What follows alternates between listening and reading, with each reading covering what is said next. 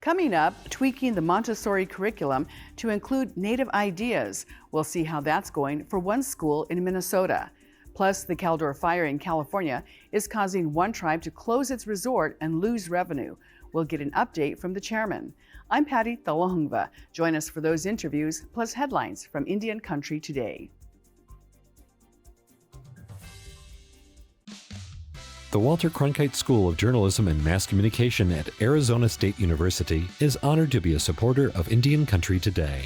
ASU offers the only online undergraduate digital media literacy degree, teaching students how to recognize and combat inaccuracies on all platforms. They are using cutting-edge tools and tactics to separate fact from fiction in a digital world overloaded with misinformation. Learn more at cronkite.asu.edu.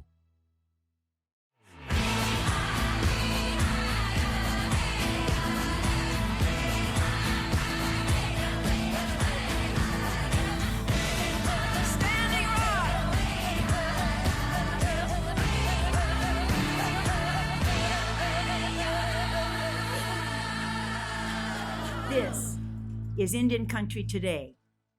Esquili, yes, thank you for joining us. I'm Patty Thalahungva. Interior Secretary Deb Haaland will address the nation on the 20th anniversary of the September 11th terrorist attacks. The official observance will be held at the Flight 93 National Park in Pennsylvania. Haaland is expected to give remarks alongside former President George W. Bush and Pennsylvania Governor Tom Wolf. Vice President Kamala Harris will also be in attendance.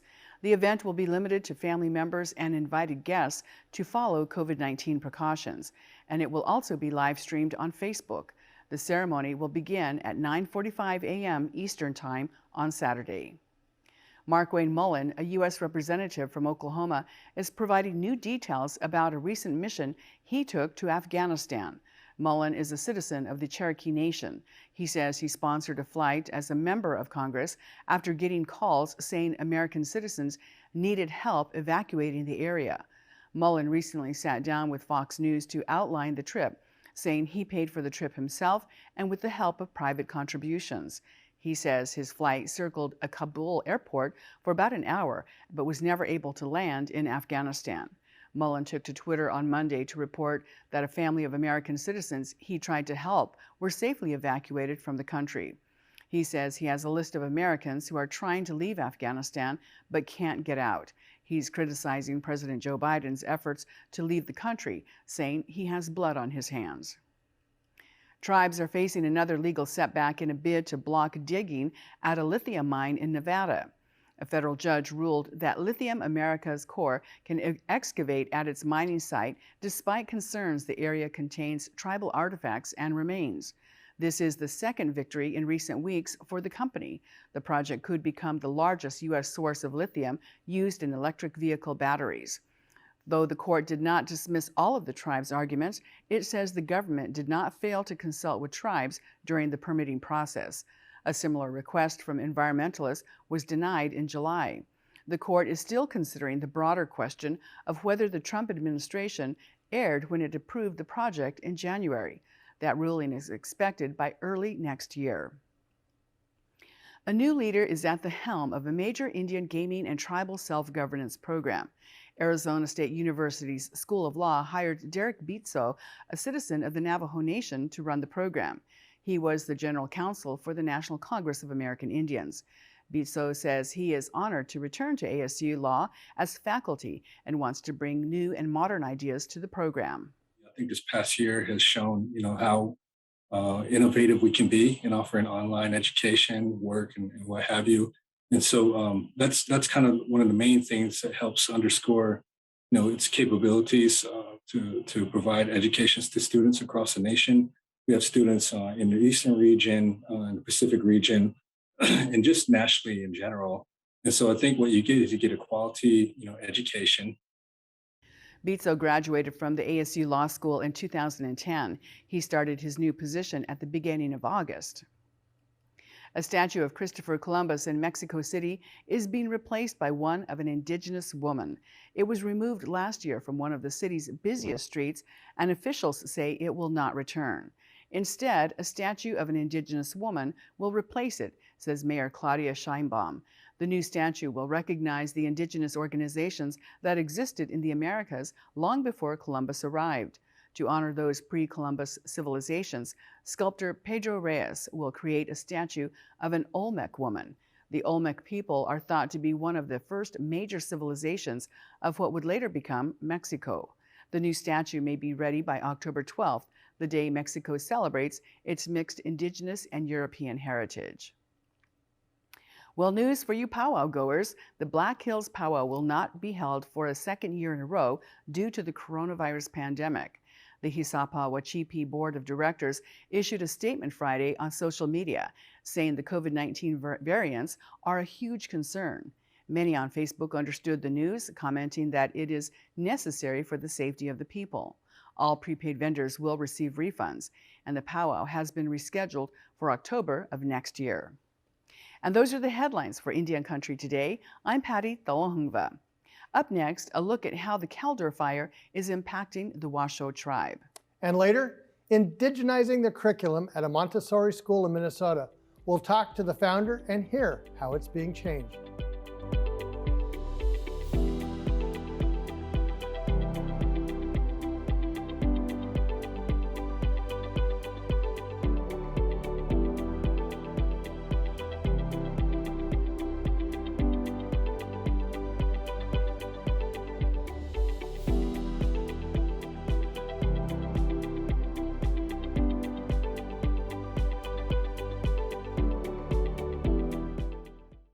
We've been reporting on the Caldor Fire that has burned thousands of acres of land near South Lake Tahoe, California in the past 3 weeks.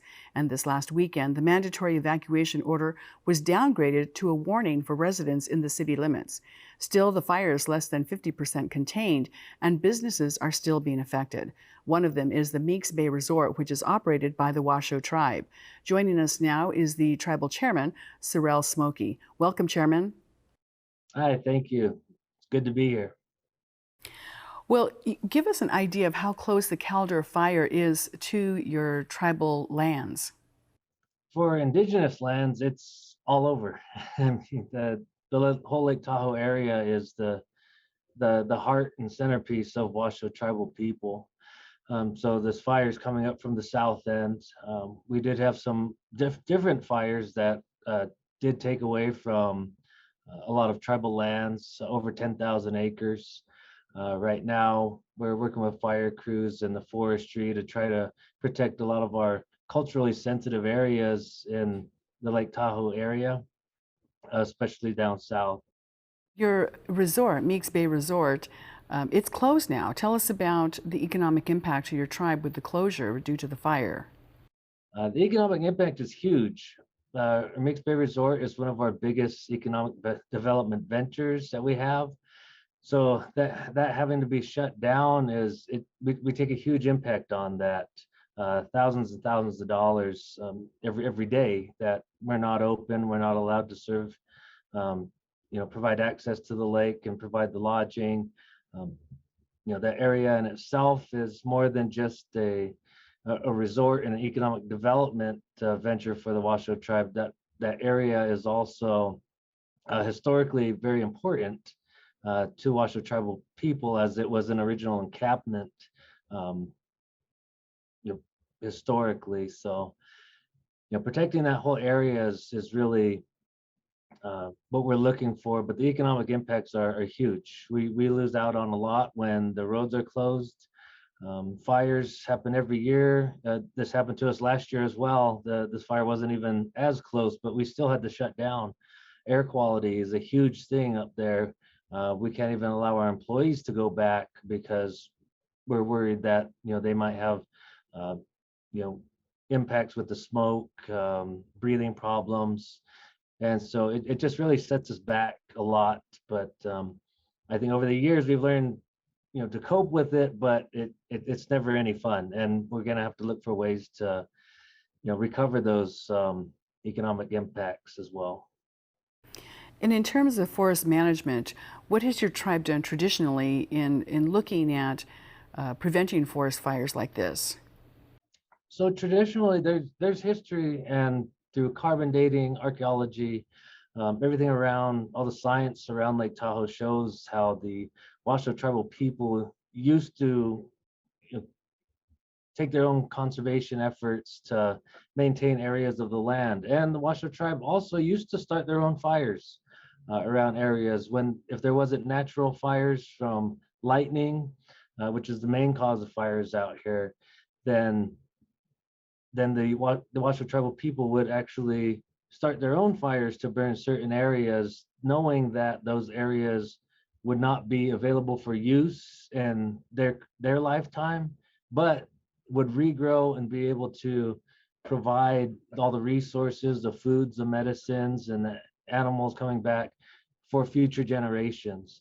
And there's history showing science proving that that's what the Washoe tribe did. In certain areas, you could see how they went from area to area to create those burns and, you know, protect the lake. Impacts of the fires that are happening are truly showing that the world is changing, that climate change is real. It's something that we've never had to deal with to this extent ever in our lifetimes, and some for generations prior as well. This is some of the hardest times we're going through right now, and you know there is a huge belief that if there was more involvement from the Washoe tribe presenting our traditional ways of taking care of the lake, then we could have managed it maybe a little bit better, or at least we wouldn't have had things happen as bad as the way they are happening right now. We all feel very disheartened that we're losing all the stuff right now. We're losing medicines, foods, animals, cultural sensitive areas in the fire. But there's also the feelings of, the Washoe people were removed from that area, and the current inhabitants, thought they could do it better. And we're seeing the impacts of that right now. Mm-hmm. Right now, you're also set to reopen later this month. How hopeful are you that that date will actually happen, that you can reopen later in September? Well, we're always very hopeful. The approach that I take here with our Washoe tribe is we always hope for the best, but prepare for the worst. When it comes to fires, there's no telling what's going to happen. But we're extremely hopeful that the fire will burn down and we'll be able to get back and go back to business and try to recoup a lot that was lost to the best extent that we can. All right. Well, Chairman Sorrell Smokey, thank you so much for joining us today. Yes, thank you. I really appreciate it. And we'll be right back.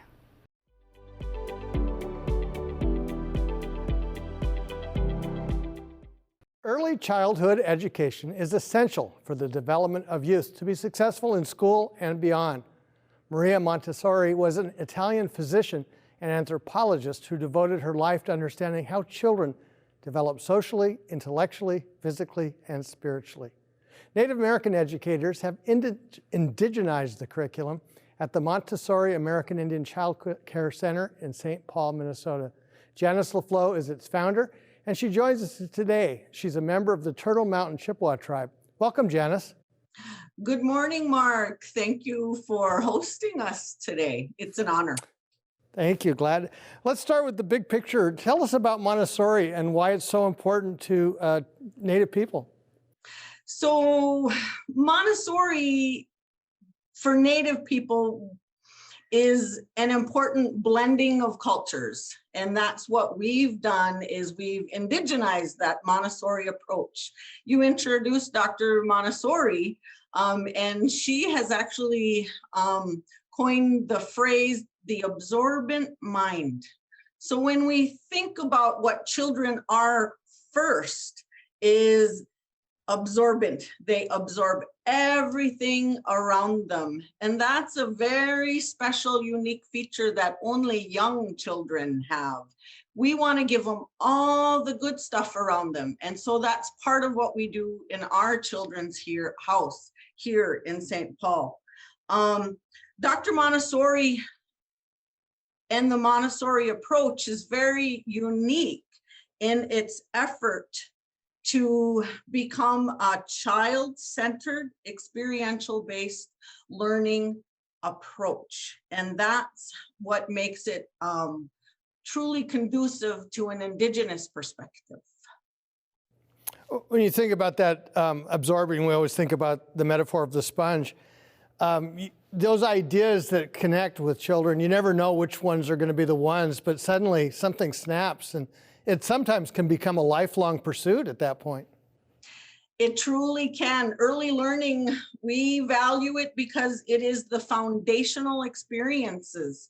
And that's what we want to give to our children in all of our Indigenous communities is a strong foundation. We want to be able to build a strong foundation that is anchored in our cultural values. And Montessori is very conducive to recognizing that.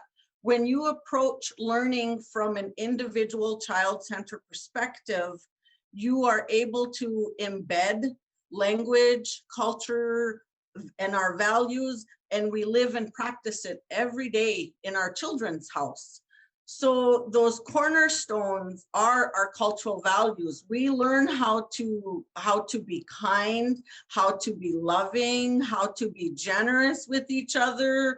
And those are some of our most important values: to be brave, to be courageous. And we use those terms every day with our children. We also use them in both either the Ojibwe language or the Dakota language. And language becomes an important part of those beginning experiences. What children are going through in the years between 3 and 6 years old, which is our target age, the primary age, is that they are making concrete the experiences that they've been having up until that time. So as they join us, we begin to give language to the experiences. Children have a very unique period in that time called the sensorial periods. And so we help refine what things taste like, and we give it a name, what things smell like, and we give it a name, and we give names to all of the things around us, including all of our stories from Nana Bajou and Iktomi, and how we learn from our animal brothers and sisters. What are some ways that parents can go beyond school and take some of these ideas into the home? Well, that's an important part of our work. We work directly with the parents in lots of ways. Obviously, we have daily contact with them, but we use a newsletter, we have a Facebook page, and we do a family nest. And in all of that work, we share those same things with our parents that we're sharing with our children. A lot of our families choose our work simply for those reasons. They want our children to have the language. They want to learn how to live their values every day. And that's the beautiful work with parents, is that they value that, they understand that, and they're reinforcing a lot of the same phrases that we use with the children. And they're bringing to us some of their culture from home as well. So we get to learn all together from each other and with each other. Your school has about a 7-year history. What are some of the success stories you've seen in that period of time, and what can we learn from that? Oh, many, many wonderful things. So we've been around for about 7 years. We just celebrated our 5th graduation cohort. We celebrate graduation as those children are prepared to go to elementary school. And in that preparation, we like to think of our children as being well prepared. They are confident. They are excited about learning. They've got a very strong base in their academics. Many of our children are already reading and doing the 4 operations of math, and all of the sounds that the letters make, all of that is a big part of our work. And so when they're off to elementary, they're well prepared as young, proud, and we call them our young Native leaders. We only have about 45 seconds left, but I want to ask how the pandemic has impacted early childhood. It's not exactly been kind. Virtual learning is not an ideal method, but what we've learned in that is that parents become more involved because they have to help connect their child to that virtual learning. So it's been okay. We've been able to stay open with our parents' cooperation and support. And so we're feeling very blessed about how that's happened and how we've been able to manage it. Thank you so much, Janice LaFleur. Thank you, Mark, so much for hosting us today and letting us share a little bit about Indigenous Montessori approach. When we come back, a Washington update with Holly Cook-Macaro.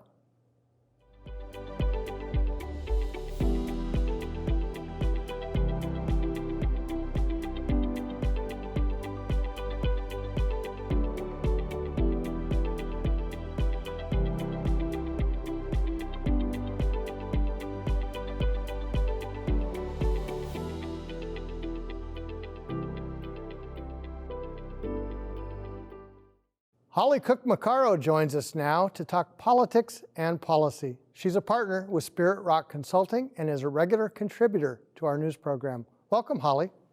Thanks, Mark. Good to see you. So you've been traveling the world, and in the era of the pandemic, maybe talk about that a minute. Yes, given the House and Senate recess, the traditional August recess, I took a little bit of time to travel to Europe, and I thought it might be interesting to share that the travel restrictions there, I do feel as if I've been tested 4 or 5 different times in 3 different countries, both the requirements to go to Italy, where I first landed in Sicily, and the pre-requirements to go there included a full vaccination card, an extensive what the European Union calls a personal locator form, all of those requirements that you submit beforehand. And Italy I found to be a little more lax than actually France, where I traveled to next. But when you got to France, you had to have Americans cannot have what they're calling a green pass in Europe, where the residents of the European Union have a green pass to show they're vaccinated. They can enter restaurants, stores, move about fairly freely in public places, but Americans can't have a green pass. So you must possess what they call a health pass, even to enter a restaurant. They say, may I see your health pass? And to enter a store, may I see your health pass? So the level of requirements and guidelines that are in place in the European Union were surprisingly to me much higher than what we are chafing here under in the United States. I think when I say chafing, obviously there's a lot of varying viewpoints on the wearing of masks, vaccinations, etc.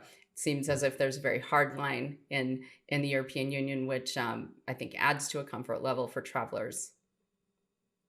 I was reading a study, and they were looking at the hospitalizations of those with vaccines, and it's still really small numbers. And yet people have this perception that you can't be safe out in the world, and this is the opposite.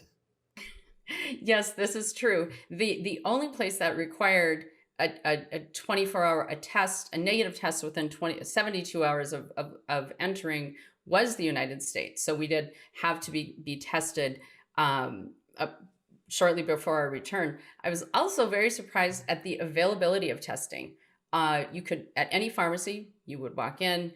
It was anywhere from 15 to 25 euros to be tested, walk out a few minutes later. They emailed you your test. Within 30 minutes, you had a relevant test. Or on just, every couple of blocks, there was a tent set up for COVID-19 testing. So those, the access to testing, I thought was extraordinary there as well. And a bit surreal, just in walking in, saying, oh, okay, here we go for, yet another test. And there are so many different forms out there. The antigen, the PCR, can you self-administer? Do you need, what sort of validation? And so it was, I think, a patchwork of requirements, but overall, that sense of security, I think being fully vaccinated wearing my mask all the time, it still felt as if we needed to be very careful. And not speaking Italian or French, I only watched the English speaking news there, which was very focused on the rising numbers in the United States. We only have about a minute left, but I want to ask you about a draft of a bill with Ways and Means. Yes, there has been good news coming out over the past couple of weeks. When we spoke last, I mentioned we had the congressional committees would be putting together the detail on the budget resolution that was passed at the end of August. So we had House Natural Resources, which contained some universal provisions, also some specific provisions on things like Oak Flats, which were very good news. Chairman Neal of the House Ways and Means Committee has released a draft yesterday, which contains some very important tribal tax priorities that have been longstanding. This bill has a long path in front of it still, consideration by the full House, the Senate, likely back to the House with those changes the Senate makes, and then on to the President. But so far, I think we're looking good in terms of the tribal provisions within the budget reconciliation package. Holly Cook McCarroll, thank you. Yes, thanks, Mark. Good to see you. And that's a slice of our Indigenous world. Thank you for watching. For all the latest news, go to IndianCountryToday.com. I'm Mark Trahant. Sometimes you got to take a stand just because you know you can. Oh, you got to run, you got to run.